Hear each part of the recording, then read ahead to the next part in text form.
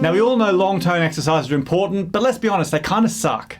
So in this lesson today, I'm going to show you 4 long tone exercises that are actually quite good fun to do. They're not boring, they're actually really fun to play, plus a bonus 5th long tone exercise that I love, that's something that I use all the time to develop and maintain my tone as well. Now if you're new here, make sure you do subscribe, click the bell icon too, because I'm putting new lessons out like this all the time. Right, you ready to get started? Let's dig in. Hey guys, Nigel here from Sax School. So you know, over the last 7 years or so, I've helped over 10,000 students through Sax School, and a question that I get all the time from members is, how can I get my sound to be more professional? How can I get my sound to be better? It's not an easy one to answer, because it really comes down to one simple thing that takes a lot of work in order to achieve, and that really is developing your embouchure strength.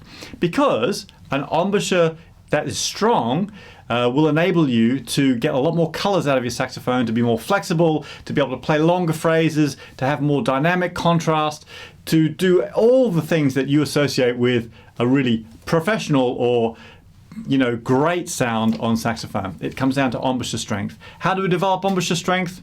It really comes down to working on focused long tones or slow melodies. Now, something we do a lot in Sax School is actually slow melody practice. But you can really focus that down into fun long tone exercises, and that's what we're going to talk about today. So let's get stuck in. So the very first, I'm going to show you 4 long tone exercises and then a bonus 5th one that I use all the time. And they're all really, really easy ones, and these are things that you can use all the time in your practice, and that's really the key, is to be doing this sort of long-term practice consistently. Okay, the first exercise, I like to call it the Octave-ator. And what we're doing here is we're taking a major scale, or it could be any scale really, but I'm going to use a B-flat major scale.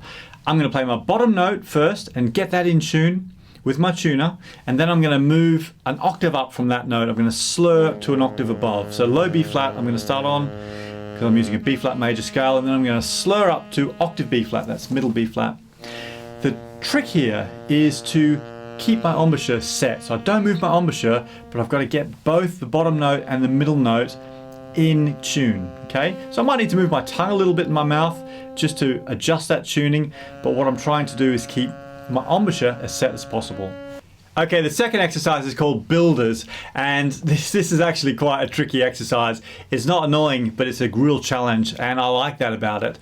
So in this exercise, we're looking at dynamics. These are super important because a lot of us don't practice much playing soft or making that transition from soft to loud. So really what we're doing here is we're setting the metronome on nice and slow. I use about 50 beats a minute. And then you choose a scale. I'm going to use a B-flat scale again.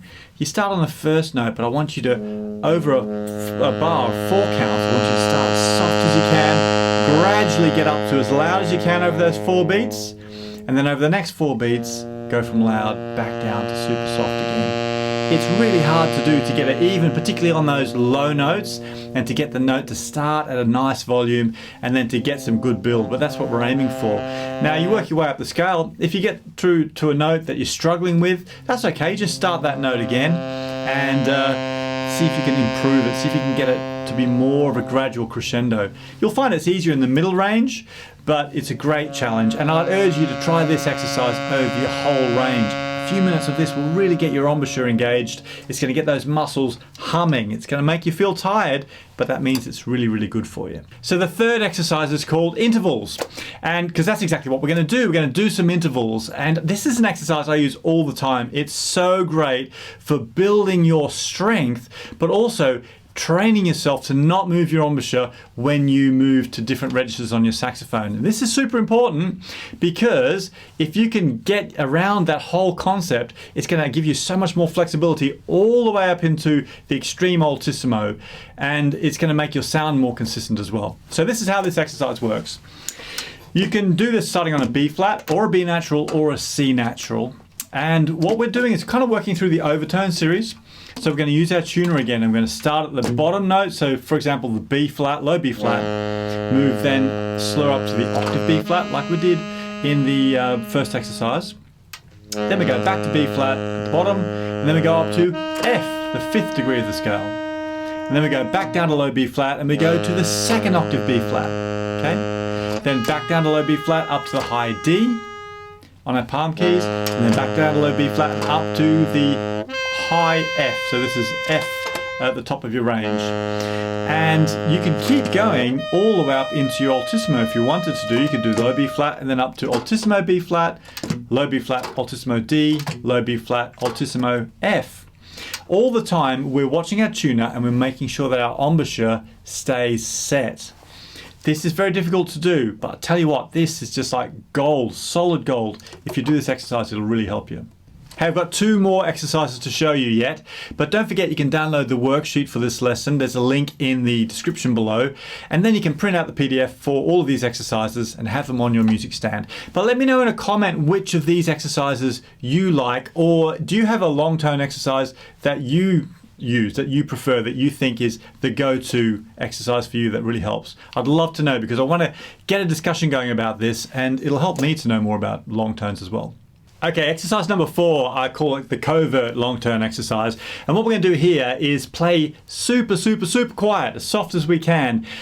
Pick a scale, any scale. I'm going to start with the B flat major scale again. This time though, we're going to start in the middle of our range and work down.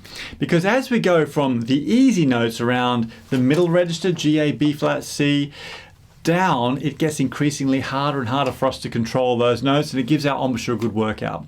So I'm going to start in the middle B flat, and I'm going to hold it for 8 counts with my metronome on and my tuner on, keeping it in tune and as soft as I can. So it's just literally when the sound is starting on my sax, and I'm going to work my way down the scale and go down as far as I can before I run out of steam, and see if I can really control those notes. Now the low notes are going to be super hard. The key here is really keeping lots of air in your saxophone, keeping your embouchure nice and relaxed and very open inside as well. It is going to get much harder as you get lower, but set yourself a challenge to see how far down you can get. And you know, just a few minutes of this every day is going to make a massive change. Okay, we're up to number 5, the bonus long tone exercise. This is actually my favorite long tone exercise, one that I use all the time, and it's a great one that you could use in any context at all. It's really simple. So I call this the spotlight long tone exercise, and basically what we do in the spotlight exercise is we pick a lovely melody that we like to play, and then you randomly stop on one of the notes in the melody, and then you check your tuning, okay? So it could be something simple like Somewhere Over the Rainbow. And then I'm going to stop halfway through anywhere, randomly through that melody. And when the note that I stop on, I'm going to hold it long and I'm going to check my tuning. So this is a way for you to see whether your ear is actually guiding you to the right place with the tune. So you can use this exercise over any tune, even something like Happy Birthday.